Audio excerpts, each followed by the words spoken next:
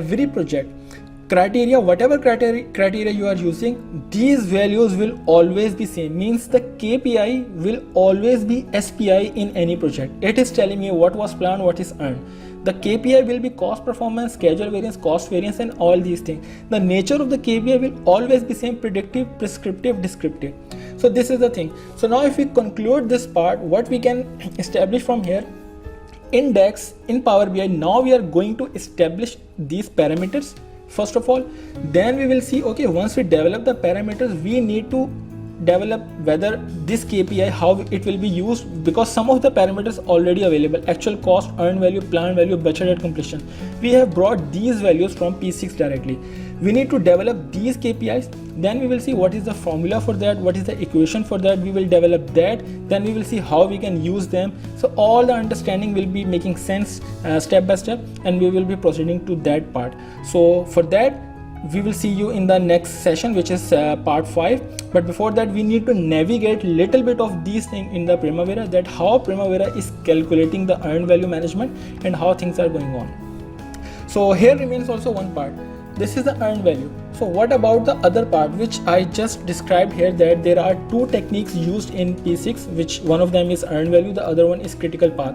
So what about the critical path method? What are the KPIs inside that? If I just talk about the parameters which is coming from the critical path method, so parameters are baseline dates, early dates, late dates, and remaining units, budgeted units, baseline unit, and free float, total float. There are so many things. So out of these parameters, there are only few, or so far the one which we use most is the total float. Total float is the KPI which is telling me that if the total float is -10, I am 10 days behind the schedule. If the total float is +5, I am 5 days ahead of the schedule in terms of days. So this is one of the KPI in critical path method. So we will be working around these KPIs and trying to develop a very robust performance measurement system. So now I will go into the P6 and explain you a few things regarding the earned value, how P6 calculates them. So we are here in P6. So now we will navigate that how P6 works with earned value and how earned value is calculated inside P6. So we know that there are some parameters which we have just discussed in the presentation, that earned value has so many parameters. So these parameters are present in P6, and they are present in two forms, two main broadly divided categories. One of them is the labor, the other is the cost. So P6 gives, we have already discussed that in part 2, that P6 gives us the opportunity and flexibility to monitor your project based on two different criteria as an earned value management. One is the labor, the other is the cost. Labor means only the labor unit.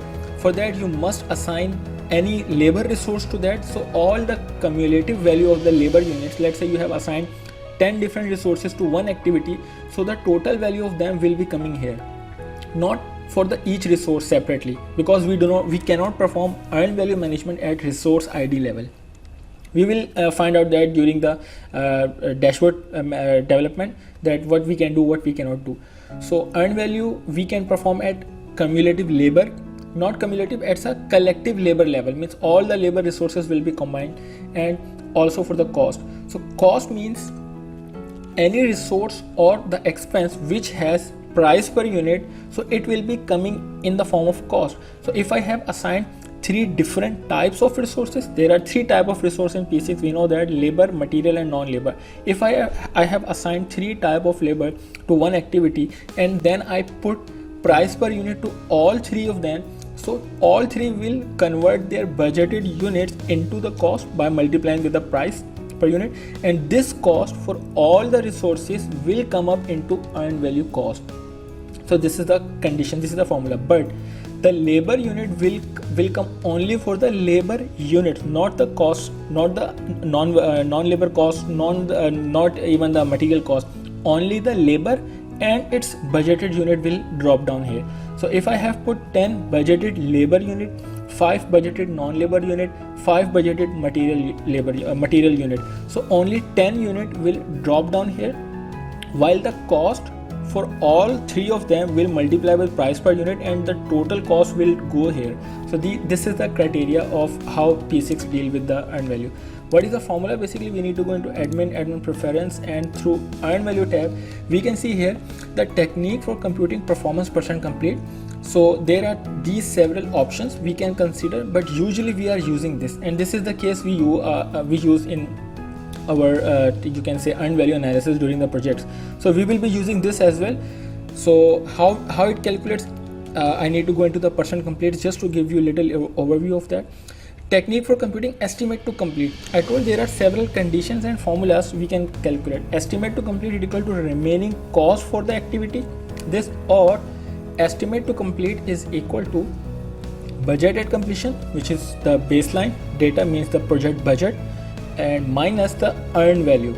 This is the one of the formula. Okay, so performance factor, we have 4 types to consider. PF is equal to 1 upon cost performance, 1 upon CPI multiplied by SPI, or any random factor which you see better for the calculation. So what is this condition?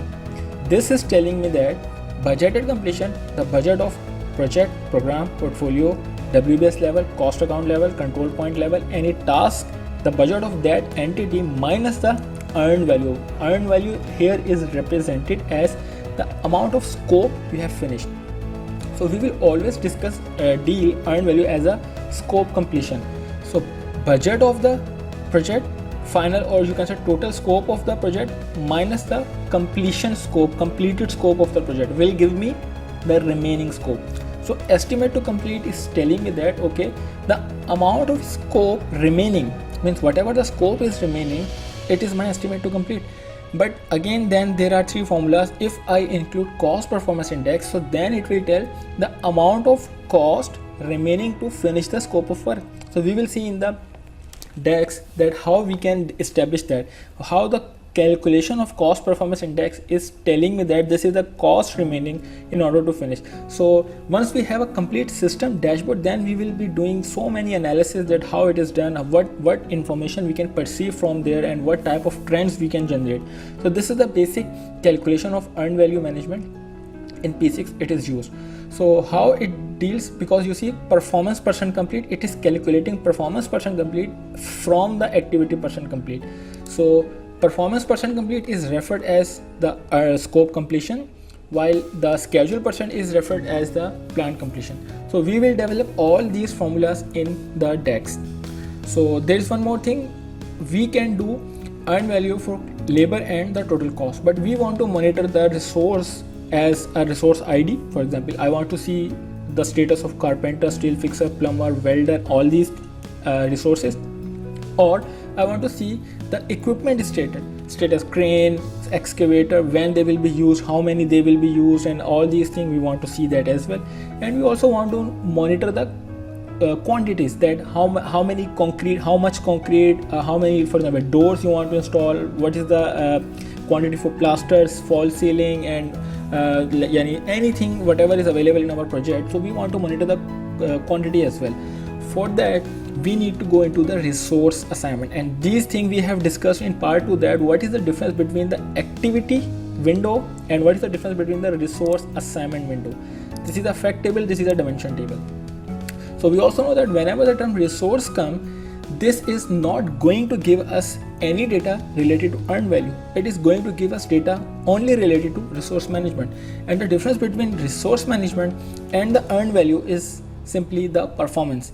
Resource management never gives you the performance of whatever has been done, while the earned value gives you whatever has been done in the project, whether it is a good thing or bad thing, it gives you the performance. So this is the difference. So that means if you want to monitor the quantities, if you want to monitor the non-labor units, so we need to go into resource assignment, and we can do resource management for them, not the earned value. So this is also the criteria.